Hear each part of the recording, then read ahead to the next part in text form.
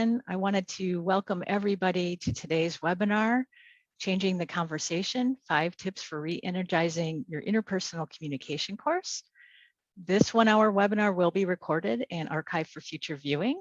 We'll be sending out a link to view it and access to any slides that are shown today to all registrants in the coming week. A reminder now, if you have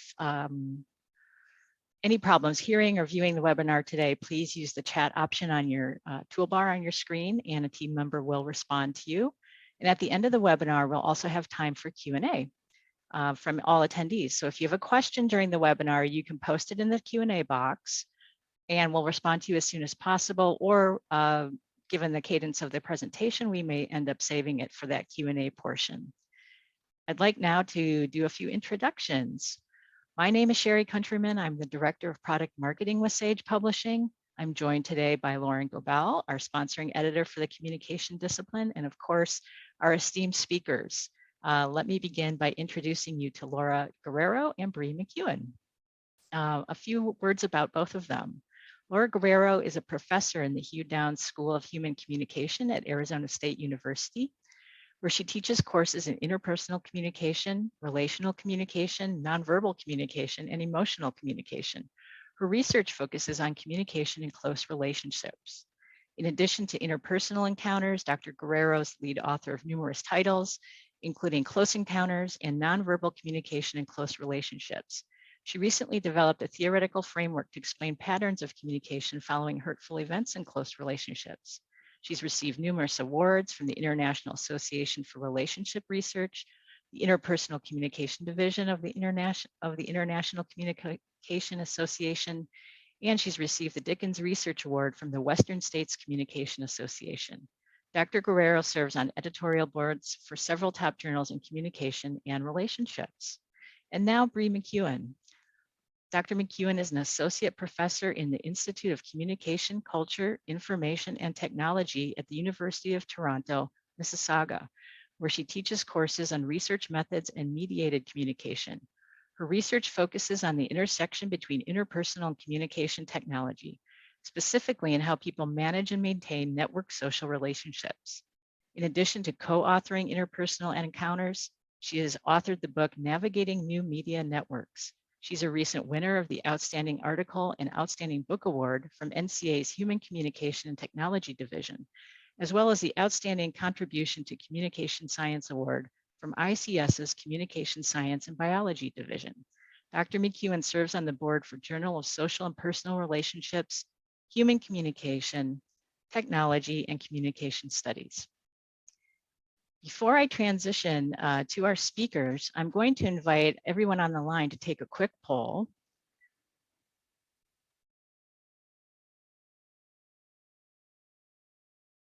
And our question for you today is, are your current teaching tools helping you connect with today's students? Just take a minute to answer either yes, somewhat, or no, you definitely need new ideas. Couple more responses. Okay, great. I think we have a theme going here. I'll share the results for everyone. So all of you are on the line today, it looks like, to get some new ideas, and you're in a great place to do that with our esteemed authors. And with that, I will turn this over to Laura Guerrero and Bree McEwan.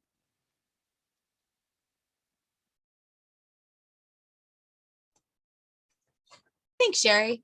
So our first tip is actually pretty broad. And the idea here is to create contextual connections between all of the topics. And so one thing that can sometimes happen with the interpersonal course is that it starts to feel sort of listy or like a recipe. Like, oh, here's verbal communication. And then next week, we're going to do nonverbal. And next week, we're going to do listening. And while all of these are really important concepts, I think Laura would agree that nonverbal communication is a really important concept. People don't communicate that way, right? So they integrate all of these into particular functions. And so it's really helpful in the interpersonal course to focus not on these lists and sort of recipes of how we might communicate, but on what are the functions of the communication, what are the motivations and goals of the communicator, and how can you pull those together in a cohesive manner. And so one example I like to give is that when I teach nonverbal, it's still it can kind of feel listy to get all the students all the concepts they need to know, right? It's like kinesics, haptics, oculesics, olfactics, and they're sort of lost and they're like, what does this mean?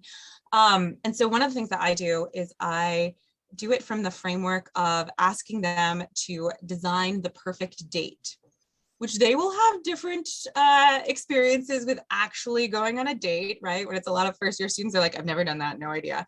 And some of the older students will be like, let me help you. And so that kind of gets them thinking about how do all these things go together, right?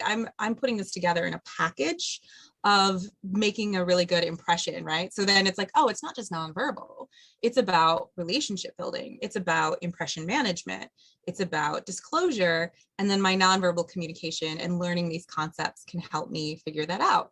And one of the nice things that happens is that now students have a context to drop the communication in. And so I'll see them, there's always those students who have like the flashcards as they're studying for the test, like still even in these modern times. Instead of trying to like memorize this thing, they're like, oh, remember that was, how you might engage in touch with your date. Like you'd only put your arm around them if they seemed like they were receptive to it. And maybe you give them a hug at night and you try to like, engage in this instead of just like, oh yeah, haptics is touch. And so those kinds of things work really well. And for interpersonal communication is not just, two people exchanging messages. It's about that relational development as well. And so that's what we want to get at is how are people creating these concepts of other people within their cognition that allows them to then communicate in a competent manner.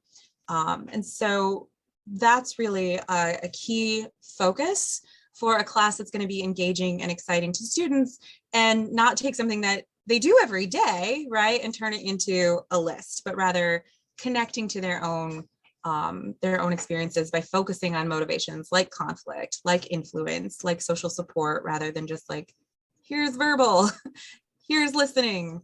And so in my courses too, like the last day of the course, I often will start to draw out the concepts and I let students tell me how all of these things are connected. So we end the course, instead of having like a whole list of things, we end the course with this like spider web on the board. Back when we could have a board, now I might use a Jamboard to do that in Zoom, although we're getting back to face-to-face teaching. And I know lots of you already have been. We have this whole spider web of the board that shows like how they view the concepts and have sort of mapped them out. I know Laura might be talking about some things similar as well. Another assignment that I use to really create this idea of connection is the interpersonal workshop assignment. So my final assignment, a group project, which we talk about all the interpersonal skills needed to successfully engage in a group project as well, is for them to create a workshop to teach someone else how to be a more competent, appropriate, effective interpersonal communicator. And I let them choose. So some of them have chosen, how to teach first year students how to make friends on campus, which I love because that's my dissertation topic, right? And so they pick that topic, or some of them choose how to be a competent communicator in the workplace, right? And they can kind of pick, there's often an education component, right? How might teachers use interpersonal communication skills to and teach their students how to get along in a classroom and minimize conflict? All of these would be options. And it's helpful because it's not like, oh, write a paper just on conflict or write a paper just on this particular topic, but how do you see these things working together in an evidence research-based manner? Sherry, can I have my next slide? And in a very sort of similar vein, I also think it's important to weave technology throughout all of these conversations. So instead of having like a box that's like, oh, this is what the text is, not Texas, this is what technology is in relationships, kind of weave it. And you've got this is one of my favorite pictures with the little smartphone with his little sweater. but in sort of breaking this idea of like, oh, there's real communication, offline communication, and then there's screens, right? We communicate through mediated channels in ways that are functional and are based on our motivations and goals. And students are sometimes surprised by this, right? Because they expect that the interpersonal teacher is going to be the one that's like, oh yes, technology will ruin your life and ruin your communication, and it's not as good on technology, and avoid texting. And I'm the technology scholar, right? So a lot of my work focuses exactly on how we can use mediated channels to maintain and form relationships. And so allowing students to see the choices that people make to facilitate interpersonal communication through mediation helps them to do a couple of things. It helps them to kind of get away from the moral panics about technology and really think about, in what ways can tech facilitate their goals, and when might it hinder their goals? In what ways do they use it, and what's accomplished and achieved by using technology? How does it open up new ways to communicate, and how does it just facilitate the things that we have done all the time? You know, they get shocked sometimes. I guess not shocked, not much shocks them, but they get a little surprised sometimes when their 40-ish-year-old professor is talking about Tinder. I actually wrote a paper on Tinder. So and they're like, no, Dr. McEwan. I remember one class was like, Dr. McEwan, you don't want to know about Tinder. I already know about Tinder, but you tell me, like, what's going on there. And then that sort of brings in the things in their life that they're using, whatever the tool is, right? It changes all the time, but the motivations and the functions and the affordances of a lot of those channels don't necessarily change. And so the second thing it really brings in is it gives them a moment to teach you something. And that's great in an interpersonal class, because if they can reflect on their everyday encounters and their experiences and bring that into the classroom, then they feel engaged and they feel like they've got a stake in it, right? That they've experienced this too. Now they just have some evidence to kind of back up their experiences. They have some concepts that they can apply to what they've done. And all of those things really help to have a course that feels very central to their lives and how they actually communicate, instead of some of the things they might have experienced maybe at the high school level or the middle school level, where it's like, oh no, just don't do those things. Don't get on screens. This is like, well, lots of people are using screens. So let's talk about when they're competent, when they're effective and appropriate, and when they're not. And tell me about your experiences. And now we're having a discussion, right? And we're open and we're learning concepts through that process as well. So now I'm going to turn it over to Laura for the next couple of tips.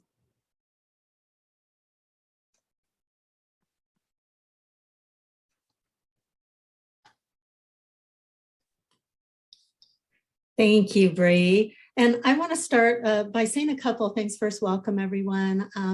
And I think what frames a lot of the strategies that I will talk about is this idea that Bree brought up about the class really being focused on what interpersonal communication does in their everyday lives.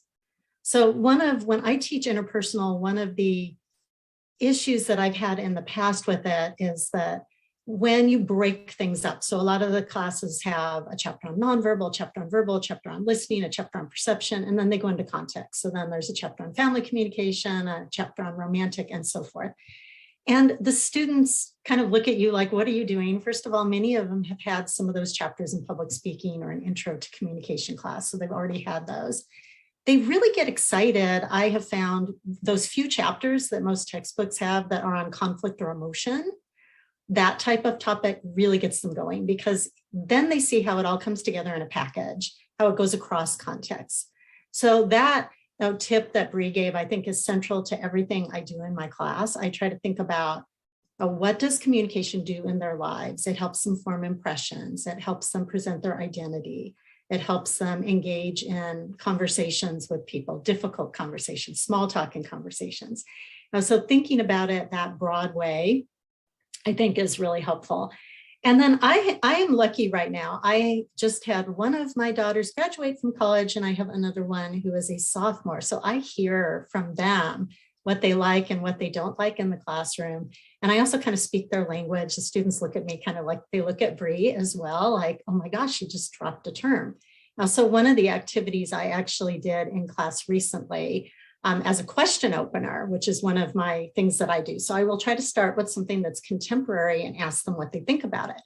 So I ask them to think about what words people use to describe when they're in a committed relationship with each other. And we put those on the board, and there were all sorts of crazy things like cuffed, things that have what we would think of kind of a smothering connotation. And we put all these words up, and then I went through and talked about relationship commitment in this particular lecture. And then after, at the end, we went back to what we put on the board. So I do a lot of those kinds of question openers where we talk about something really briefly at the beginning, or I ask them a question. I could even bring in a current event, ask them, what do you think about this? And we just kind of get some ideas up on the board. And then at the end, we go back and say, okay, what does this mean? What we put on the board ahead of time. And that actually led to a really interesting conversation about how we don't have a middle ground in our generation. So we kind of go from talking to we're boyfriend, girlfriend, or girlfriend and girlfriend, and there's no in between. And that's why people use these words like we're obsessed with each other. I cuffed him, you're whipped, all these things that we had up on the board. And then we talked about what the ramifications of talking about relationships have for those relationships. So that's one thing I do. I also, when I'm doing a theory or a complicated concept that I know students are going to have issues with, I oftentimes will just pause, have them pair or go in trios and do a check with each other's notes really quick, just to break things up. And then sometimes they will ask a question or they'll give an example that they think fits. It's just kind of a nice way to break things up, especially when you're doing something that's complicated. I also sometimes will do communication consultant groups. So what I do here, a lot of the books I use, including the ones I've written, start with scenarios. And I know some people like those and some people don't, but I'll tell them, make sure you read those. And then at the end of the class period, tell us what you think Ava and Juan should do at the beginning of the scenario. Now, so be the consultants now that you have some applied knowledge. Another active learning strategy, and I should have said active learning strategies are really you're trying to get the class active and involved. And what's interesting with this generation of college students, I think, is that they like structure, but they also don't like to sit and listen to anything for a long time. So they want structure in terms of having an outline or readings that they have a quiz on so they kind of know where they stand. They don't want the quiz to count that much in their grade, but they want that structure. But in the classroom, they want more activity. They want starting and stopping points. They want you to mix it up. So one of the other strategies I've used is empathy mapping. Sometimes that'll be in a scenario where we'll try to put ourselves in the position and think about how you would feel if you were the other person, or how two people in interaction might feel differently. And I do this especially with identity and culture, having people try to see things from a different perspective. And they'll kind of map out what they think might be differences and similarities between how they might feel in that situation and someone else might feel. And then this is probably not that innovative, but I do the whole calm theory Jeopardy once in a while, and they do love that. So if you say, what is, and then you list out the concept, and then they jump up, and sometimes I'll do it in teams or even give them the team that wins today, you all get like 1 point or something once in a while. But I'll run that once in a while again, especially with the more complicated concepts. Okay, so please go to the next slide. All right. I will want to pull a quick poll for you right before we advance, sorry. if that's okay. Because I think this pairs nicely with your next point. All right, so this is a poll about course format. Are you currently teaching students in an online or hybrid course format?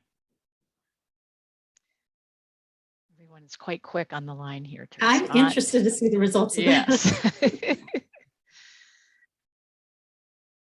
Everyone a few more seconds here. I've been teaching in all three, and I actually, and you'll see this in what I talk about as some of my tips, I really like the hybrid format. I feel like I can get the best of both. I can use what I like about online, and I can use what I like about being in the classroom, but we don't always get a choice. All right, I'll share the results now. Looks like we have quite a few participants who are teaching an online or hybrid course. I'll stop sharing and then here we go. So yes, this leads in nicely to some tips about potentially flipping your classroom. And this can work whether you go hybrid, whether you are in person, or whether you are online. So the idea with the flipped classroom, many of you know, is that you have your reading first, and usually you want to hold them accountable, I have found, for doing the reading. So a way to do that is have a reading quiz that's for completion, so that it's not a lot of stress for them, but that they're engaging in those activities ahead of time. And there's a lot of online platforms that build that in for you.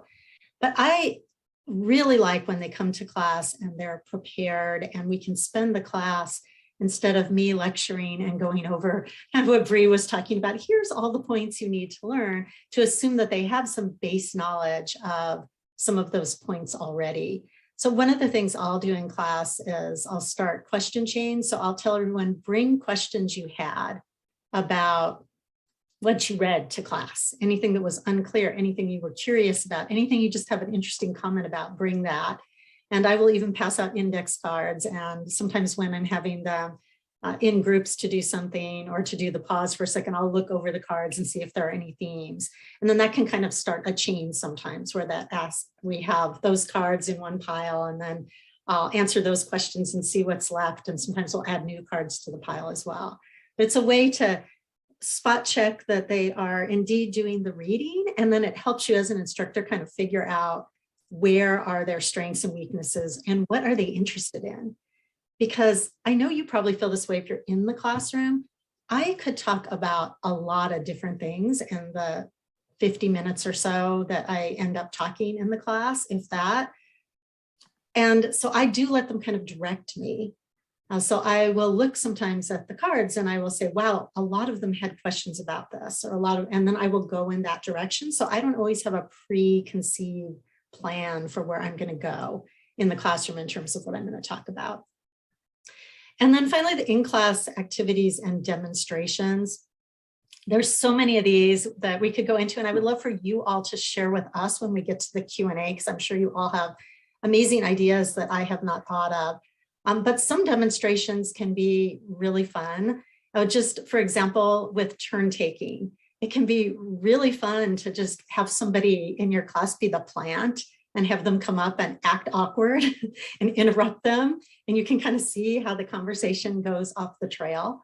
Or for a nonverbal section, if you talk about like the distances, you can bring a tape measure and have somebody come up, and I don't show them the tape measure. I say, stand how far you would if you were talking to a good friend about something you didn't want other people to know. And they'll stand and you measure, and almost always in my class, they're right within those ranges. So those kinds of things where you can bring them up out of their chairs, get them talking a little bit and demonstrating some of the ideas or concepts that you're talking about. Now, even having them take their cell phones out and look and see, how many text messages did you send? And then one thing I've had students do that's kind of fun is they will read a conversation and we will look and see on their phone based on the timestamp how much faster it would have been if they would have picked up the phone. And then we talk about the differences, like what is good about doing it with text messaging, what would have been better about picking up the phone. And of course, right away they see, oh, it took a lot more time to text than it would to pick up the phone and have the conversation with them. Okay, my last slide, please. And then a really big, I think, tip that everyone knows is just how to do it, is how to mix the online strategies. So, oh my gosh, with COVID, we've all seen this. And again, having daughters in college, I have asked them to snoop on their courses, and online courses vary so much, it amazes me. Some of them are literally no interaction at all. Now they just basically go through a course, read the readings, take quizzes, and there's no interaction at all. And other courses actually do have a mix of strategies on them, and those are the courses that students really like and rate much more highly. And one of the things I think, if you're using a platform, for example, and so you do have an ebook that they're reading and you have quizzes that they're taking, And you know, you don't want to redo everything, but having some kind of a preview video at the beginning where you tell them what to look out for as you read the chapter, or here's some questions to consider. And then relate that to a discussion board or a yellow dig in terms of here's the question at the beginning, you're going to read these materials, and now you have some things you do about that. So interactive ebooks, you can use traditional books too that have those reading quizzes that keep them accountable. And then I use discussion boards. And one thing I found, a lot of people use the hallway conversations. I don't find those particularly helpful unless they have like a question that you want to post so that the whole class can get the answer to it. But discussion boards, at ASU, we have huge online classes. We're taking hundreds of students in these online classes. And when I've taught those, I always divide them up into smaller groups. So they're able to, whether it's a yellow dig discussion board that they're on as a main board, but then I might have a Slack on the side that they're doing other things that's just particular students. And on most discussion boards in Canvas or Blackboard, you can break them up into smaller groups. I just think that that really helps them. And then one big strategy I have with the discussion boards, I personally used to start out with what everybody else does, where I would have people just reply. So you have to do a post and then you have to do 2 replies. And somewhere along the line, I figured they're not learning anything from the replies. So now when I break them in smaller groups, and sometimes it'll even be based on what question they want to answer for the week, I have them respond to the whole board. Like after reading everyone's comments, here's what I think, here's my reaction to the board. And they'll do things like look for patterns. A lot of people said this, I agreed with that, but some people said this, and I never thought of that before. And it's just a richer experience because they're accountable for reading 10 to 12 other people. That's usually the size I have of those boards. And they feel a little bit more connected to those individuals as well. So I have found that to be really helpful. The last thing I'll mention is with online activities. I've gone back to teaching in person this semester, and I used to have 6 graded activities in my in-person class. I now have 2 in-person activities and 4 online, because when I moved on to online during the pandemic, 4 out of 6 of my activities ended up working better online. So for example, I have one where for turning points, I show clips from When Harry Met Sally, and they have to create a turning point analysis. I used to have them do that in groups in class, and they would fill it out all together. And then some of them would be Harry and some of them would be Sally, and we would compare. And that was okay. But I was surprised. I posted it online and had them do that. And the differences in what they said when they had to report in their group and then were accountable for actually everybody writing and posting their own chart. And then as a group, they had to come up with a master one from their group and present it. It was just so much better. I was surprised. I'm like, wow, I think because they all had to write something, they were more accountable. So that's one thing I encourage, is to take advantage of having to be online if you had to be, and think about what worked really well online that you could put. I do the same with some video clips where they have to identify certain things, and they would just, one person says this is it, and then they all go, this is it, and they're done. But when they have to come up with it themselves separately first, and then talk about it, sometimes it's a better activity. Okay, so that is the end of my slides. And like I said, during the Q&A, I would also love if any of you have any tips or hints. I feel like I'm always learning from all the instructors and professors that I talk to everywhere. So please don't be shy about sharing some of your tips as well. Well, thanks so much to both of you for a great presentation. We've got the Q&A box open now. You can just go on your toolbar on your Zoom screen and post a question in the Q&A, and we'll try to we have plenty of time actually to answer questions, so please do feel free to submit your question. And I'll be scanning these for Laura and Bree. Yes, and like I said, any thoughts, ideas, anything that we maybe touched upon that you do in your class, and have suggestions for how the group of us could do it would be great too.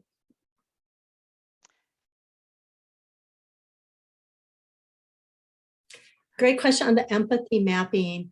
What I typically do, I don't have a handout for that because I usually just have them. A lot of them will do it now because we've been doing it online on Google, so I'll put something up. But in class, I have just had them start with 2 circles. So this is me and this is the other person, or sometimes we'll view an interaction of 2 individuals and then they'll put this person versus that person. And then I have them put kind of around them what they think all of their thoughts, their perspectives, their kind of field experience would be. And then I'll have them put a line and put barriers around them. So I don't have an actual handout, but I'll just put it on the board. And then I also tell them, this is just how I want you to start. So I've had students, put clouds above their heads. I've had students put, chains like that show like where the chain gets broken. I ask them to be really creative and how they want to represent what they think that empathy map would look like.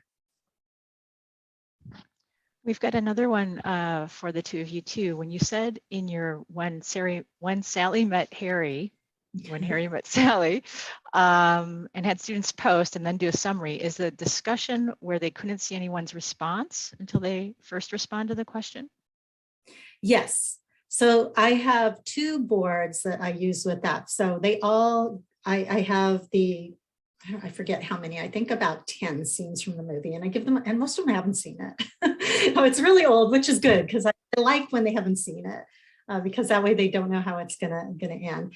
But what I do for that, I have the video clips, they see them, and then I show them. I actually have a handout for that it's simple. It's just an axis. It's just like a turning point analysis. So I tell them you can rate like how much you think they like each other. You can pick whatever you want on the side there. Most of them pick how much they like each other, how committed they are to each other. They can pick something on the one side, and then they put the turning points on the bottom, they label them, and then they draw the graph. They do that separately. So they have a group board where they can't see anybody else's posts until they do theirs. And then after they all do theirs, I have a second post that the group does to the entire class. So in small groups, like you might have 10 people do that, and then they're supposed to pick, like discuss what they came up with as a group and discuss differences, and then they post that to the board. I was thinking too, as you were talking, Laura, and as you were answering the question, like discussion's one place where you can really mix it up, right? Because you have the sort of learning management system discussions that students are used to. And I don't think I'm sorry if someone does, but I don't think anyone loves the like post one thing and respond to 2, because it doesn't feel like a conversation, right? It feels like I wrote a short essay and then said, I agree. Oh, what an interesting point. And we don't talk like that. And so Laura's ideas are really good about getting them into smaller groups, because then it can feel like a conversation. But I had the thought, another thing I've done in online classes is using Slack. And it's not Slack, the tool. I'm not saying like, oh, you must use Slack. It's not about that. It's about, it breaks them away from the discussion board where they've had all of these like one kind of thing. And so you could use any tool to do this. But the way that I do it then is I post the questions, right? And then I tell them I want them to respond, but that they have to respond to each other in very short snippets instead of these big paragraphs, and that they have to do 10. And people are like, oh my God, how do you grade that? I do a search for their names and I just check it off, because I'm not like grading, I'm feeling like they're participating in a class instead of grading an essay kind of thing. And the students at first are like 10 contributions. And then I teach much smaller classes with this than Laura. So I've got like 30 in the class, right? I would break them up into groups if it was more. And they have to do it across a few questions. And all of a sudden they start talking to each other as if they're in like one big group text chat. And that is a format that they are very used to. And I did have the thought that I have my Bree practices instead of best practices that I put together before COVID on that system that's on my website. It's on breemcEwan.com. Kind of an ugly, weebly website, but it's got a link to a Google Doc there as well. Yeah, and I see the comment about hating discussions in the typical LMS. I'm hoping that I like using Yellow Dig for short classes, but it can be hard when you have weekly discussions in a longer class. But Yellow Dig, they like how it looks and that they can put emojis and they can post pictures. And it's a great space if you're teaching things like, for example, this is nonverbal, but in the nonverbal class, one of the assignments I have is they can post a picture of an environment and talk about that. And you can't do that in a traditional discussion board. So right now, I think the technology it's not quite there yet. So I find myself sometimes using Yellow Dig, sometimes using the traditional discussion board, sometimes using Slack, because none of them have all the affordances that I want. I would like a Yellow Dig that I could set up where it's not set up every week, so it looks like that, but I can set it up the way that I want it to be set up. So I think, and a lot of the students expect that all they have to do is put anything and then just reply in the boards like Yellow Dig that are participation only. So one of the tips I have for that is give them a quality grade. Now, and we have graders at ASU in our big classes, and they go on and they respond to it, and they give them like 10 points a week, 0 if they've done nothing, and up to 10 if they've done an amazing job, so that they're not posting like song lyrics in and getting the points for that. With 30, it's a little easier to keep track, but you're right. I love a channel that allows me to put an emoji on their thing, because then I can just sprinkle in a bunch of thumbs ups and smiles and like, wow. And they know that I'm there in the online class and I'm engaging with them in a way where I'm not like also having to really put my thumb on the conversation too. Because as soon as the professor says, oh, well, have you thought about blah, blah, blah, everyone's like, that is the right answer, even when there is no right answer, right? And so those are really useful tools. Yeah, I think we all need to invent something that would work as a great discussion board, like with the Yellow Dig type look, but gives professors options to use it the way that they would want to, and we'd all be rich. So we should. That sounds like a great idea. We should find somebody at SAFE to do yes. that. Yeah. Well, I've got a couple more questions for the two of you that have come in, so this is great. Here's our first question. I teach both Introduction to Interpersonal Comm, which is Comm 205, and Interpersonal Comm, Comm 465. What recommendations do you have for teaching this content to lower versus upper division courses? How do you see a lower/higher level differing in expectations and topics? At my institution, 205 is only 2 credit hours and 465 is 3 credit hours. So a question, and I don't know if this can be answered in the chat. So the upper division interpersonal class goes kind of 2 different ways from what I've seen. So for some students, it's more of an advanced interpersonal class that is more kind of theoretical. And for others, it is more of a relationships class. And I think it can be either of those things. I tend to think, and Bree, I'll let you speak to this as well, of course, but I tend to think, and this is why we have now I have interpersonal encounters and close encounters. Interpersonal encounters is for the lower division, and that is written to be broader. So it focuses on a lot of different kinds of relationships. So there's not as much of a close relationship focus, and it's more focused on traditional comm concepts and ideas. Whereas I see the upper division relational course much more interdisciplinary. So to me, that reflects the field of social and personal relationships, which has got communication scholars, it's got social psychology, professionals in it, people from family studies, even anthropology, all contributing to it. So I think communication should be the center of it, but I pull in more and I keep that focused on close relationships, so romantic and close friends, and not as broadly defined for the lower division. And then, like I said, the other option I've seen people do, I don't teach it as much, but I have, is a much more kind of theoretical orientation. So at the upper division level, talking about the big theories that are in communication that are related to interpersonal communication rather than focusing more on the concept level. So I would say lower division is broader, less theoretical, more applied. I like to make the classes applied, but lower division, more activities, more kind of rolling their sleeves up and having more group work in the class as well. Yeah, I think I've seen it that way. I mean, I've seen it at different universities in different ways. But when it is that, I've taught a place where it was interpersonal and advanced interpersonal, right? And so you'd be really careful to coordinate between professors, what was being used, what the textbook was, et cetera. But when it's interpersonal, you know, you can do a lot of applied things, broad survey. Here's what's going on in the idea of interpersonal research. Because a lot of times they come into a class like that, they haven't even thought about the idea that someone would research interpersonal communication, right? And we would have any evidence behind it. So you're really just introducing them to that idea as well. And then here's some of the evidence. And then for advanced, it gets a lot more into the analysis and the why, right? So that kind of paper for that advanced class is much more of a why, you know, pick something, you know, that's happened or something you're interested in. But why does that happen? And then that gets them into some of the more, you know, theories. So there's different ways to kind of divide that up. You can go, you know, like an interpersonal encounters book and then close encounters for relational, or you could do like an engaging theories book.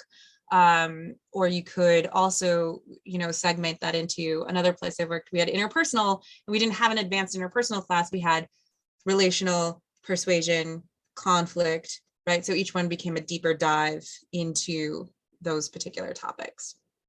Yeah, and I would also add one thing, listening to what you said, Bree, and that is, I think there's a skills focus in all those classes, but much more so, I think, at the lower division level. And it's much more focused on your individual skills, whereas when you get into the upper division, it is more about kind of analyzing dyadically, or even in small groups like families, what's happening. Yeah. So I think it's much more individually kind of skilled focused at the lower division level. It's like this how and what at the lower division level, and this okay, but why at the upper. So yeah. Here's another question for you. What advice would you have for instructors that are required to implement speeches or presentations to fulfill oral competency requirements in their IPC courses? Well, I have done this in my conflict class and my interpersonal classes, where I do what's called a concept presentation. And they love these. So they're short, they come up. And I usually, they just do one or two, but every module right before the tests, I do it too. So that they kind of have a breather, they've read everything. And now it's reviewing those concepts, and they're really short. They're supposed to be 4 to 6 minutes, which is short. And they're supposed to incorporate like a movie clip or a very short activity. And they pick a concept off a list, sign up, and they do that. And I have gotten really great feedback from doing that, especially right before the exam. And I will oftentimes often have them like kind of give each other kudos on a discussion board after that and talk about what they learned from it. And I'll even pull exam questions from their slides. But that's been what's been most successful for me. So communication concepts and a list, and they all pick one. And it's usually in a small enough class, you can do just 2 days of it each time before an exam. Here's a Oh, sorry, sorry, what? Bree, did you want to say anything else? Yeah, I mean, I know there's a lot of classes that are built like that, right? Where we have, instead of having a separate public speaking course, it's the public speaking is part of the requirement in interpersonal. And I think it does help to think about, okay, what are the connections between public speaking and interpersonal, right? And so we can start to think about, in interpersonal, we talk about having messages being person-centered. Okay, so what does person-centered look like when we're looking at a bigger audience? Well, now it's audience analysis, right? And so we're still trying to get that concept that's really central to interpersonal communication, but now in a broader audience. It's not two separate kinds of communication. And because I'm the tech scholar, right, like one area I think that's really useful, and we do talk about this concept in the book, is mass personal, right? That O'Sullivan and Carr concept of this mixing of both mass channels and personal channels, because students will certainly give speeches, right? But they might be also interested in how you do, an online presentation, or how you create the perfect TikTok, or how you do become an influencer, right? Even if they're not going to do those things, those are interesting concepts to them. And then you can start thinking about like, okay, well, that you have to connect with your audience to be able to do that. How do you connect with your audience? Well, now you're getting into interpersonal, right? And how you feel and perceive the world around you and making those connections. And you can start talking about immediacy and dynamism and right now, okay, now we're doing nonverbal, right? And so I think you can weave the concepts together in a way that maybe the discipline really sort of never did, with public speaking going this way and interpersonal going that way, but they're not separate processes, right? They are about creating a relationship with your audience in the same way you might try to create a relationship with just, you know, one other person or a small group of people. I've also like framed it as communication consultants do this. You know, they present concepts and they have to present it in a clear, brief manner, take something that's academic and bring it down to that level. I've also had them do make YouTube videos during the pandemic in place of those. And then they thought those were fun. They just recorded them on their phone. I said, they don't have to be very professional, but something that you would actually, you know, if you posted it on YouTube, you'd be proud of it. And that you need to check and make sure that it's professional, because you're going to have this big audience, like Bree said, it's mass personal. So you're going to see all these people are going to be able to look at it if it's public, and you got to make sure that it's accurate and professional enough and so forth. We have a comment and then a couple other questions for you. So a comment that came in earlier in the chat. Laura, you'd asked for sharing of ideas. So this is a nice one. In my class, I use the movie Inside Out to speak to emotions very clearly, where we're able to use the characters to express feelings we've had in situations. Also, like you, Laura, I have them use the movie in groups and speak to the interpersonal relationship between joy and sadness. Oh my gosh, I did not. Okay, so this is funny that you mentioned that movie, because I didn't even know about that movie until somebody used it as a video clip in one of those concepts I just talked about. And I was like, how did I not How did you miss it? But your girls are older. It's on one end, and to, you know, oh, you all know the movie, but yeah, that's great. That's great. I actually have thought about how I might incorporate that movie, because it is great for talking about how people process emotions and present them, obviously, to others in a way that might not reflect what they're actually thinking inside their heads. I know, right? Because it really gets into that like expression and experience, right? Because you can see the experience of the emotion, and then you see how Riley expresses it, and you can really like look, those are different. Those are different things. Yeah. Here's another question for you. I'm interested in using your new book for the fall. What do you think sets your book apart from other IPC books? Do you have resources that explain your in-class and online activities that you discussed today? So I think I'll take the first one, and then Laura can jump on the second one. So we're really excited about this book as well. And we hope it does sort of set itself apart from some of the other books. And one of the big things is not having those like really kind of walled off chapters, right? We're really trying to focus each chapter on a specific function of what you do with interpersonal communication. I would say our last chapter as well is an overview of this weaving together and these principles. And we really kind of drove our Sage editors a little bit nuts with that chapter too, because they're like, but it's different. But what is it? And we're like, no, it's where it all comes together. And so we try to have that moment in the book where students can sort of see, it's literally like my last class, like really weaved out thing now in principles. And we really tried to have that where students could see like, okay, there's this, and this, but now here's how it all works together. And here's now principles that we can take from the research instead of being like research study 1, research study 2, research study 3. We're really trying to use our experience as interpersonal scholars to be like, yeah, but if we read broadly across all of these things, here's the pieces that we can see are important so that a student in a 200, 300 level class can get there too, right? And they don't have to do the 50 years of combined research that Laura and I have, right? That they can get there too. So that's what we're really hopeful for, is this sort of evidence-based. There's a study for everything. That also kind of drove our Sage editors nuts, right? Like, no, I need that citation. Thank you. I need all 100, 200 of these. Thank you.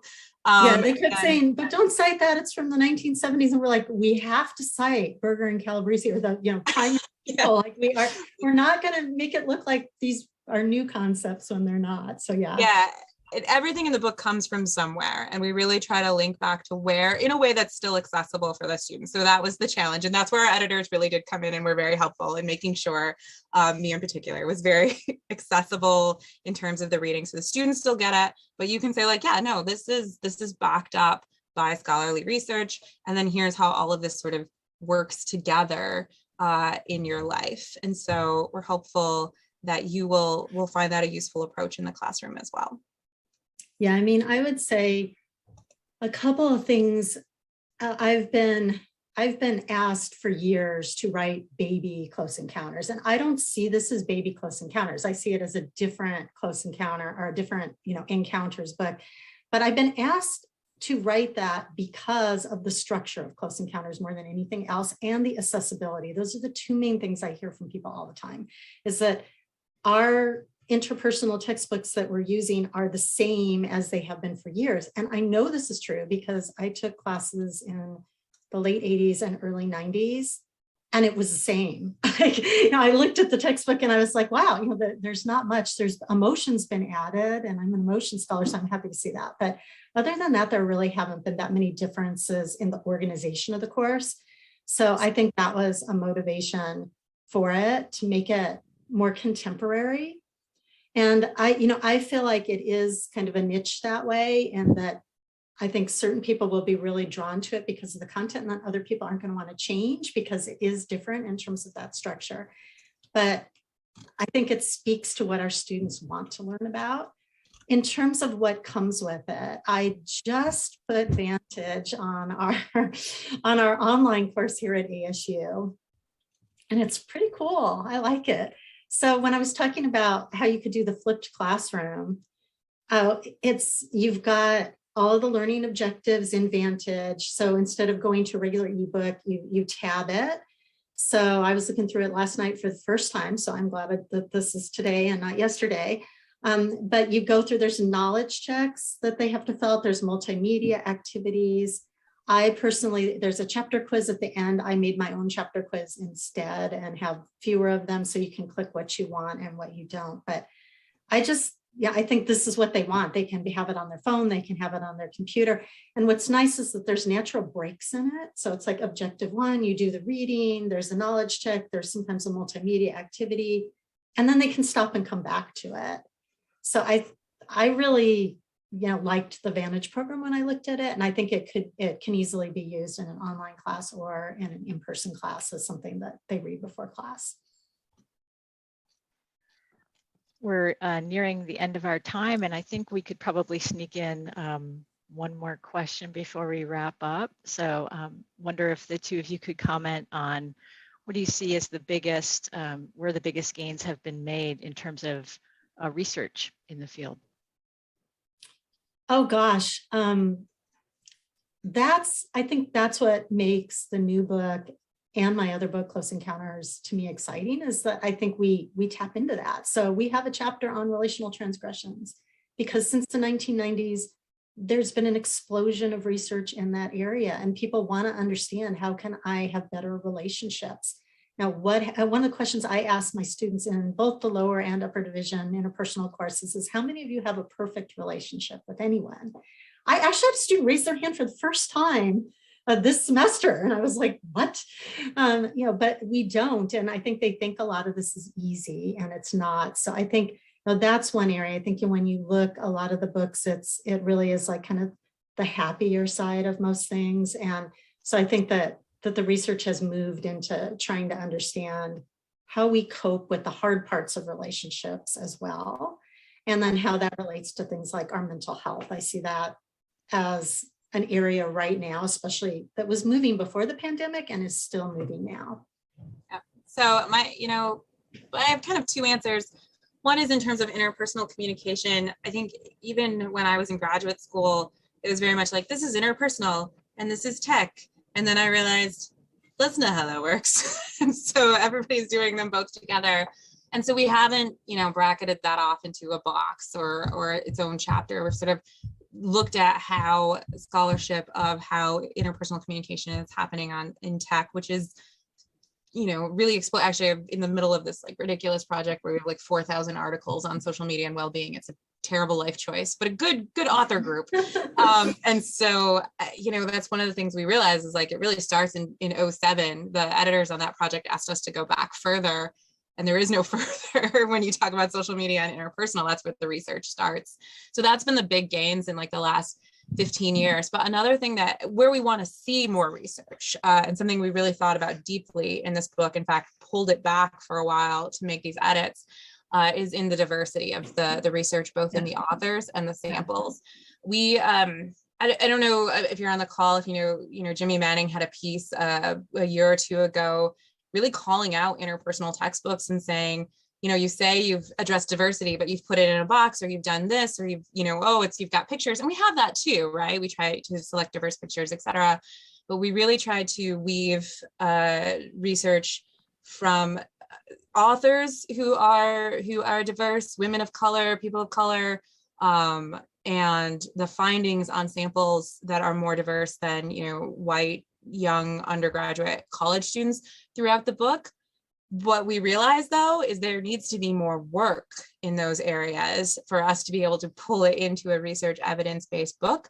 We did, we went back through and we took a couple of months to really make sure we'd hit that point, and we pulled in all of the research we possibly could that was appropriate. There was lots of stuff that we had missed, so it was a good learning experience for us as well.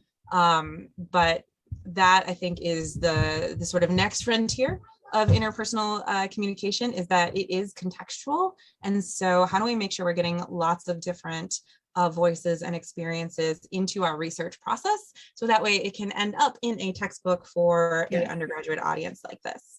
Yes, and it's so funny because that was one of the things that I was going to say as well, that there's been this demarcation. I even had a student come to me and say, I want to do an interpersonal study, but I also want to incorporate culture into it. And I was told I couldn't do that because then it wouldn't be interpersonal. And I'm like, and we need to get these brackets off of things that we have kind of in the field. So I see that as a future thing. And then, as Bree said, when you think about the technology stuff, when it first came out, it was, how is CMC different than face-to-face? And we've moved well beyond that. We now understand that it is much more about, is it synchronous or non-synchronous? What are the affordances? Now, it's really not a demarcation, and we seamlessly, fluidly weave in and out of all of these kinds of channels of communication. So I see that as another direction where the research is catching up to what we do in real life. Well, thank you both so much. This has been a great conversation, and just terrific questions from our attendees. I know we're at the end of our time here, but I really appreciate the time you've taken to bring your teaching tips to our audience. So terrific. Before we end, I just wanted to let our attendees know that interpersonal communication, as Laura made reference to Vantage, that's a Sage Vantage digital platform. The book is available in this platform.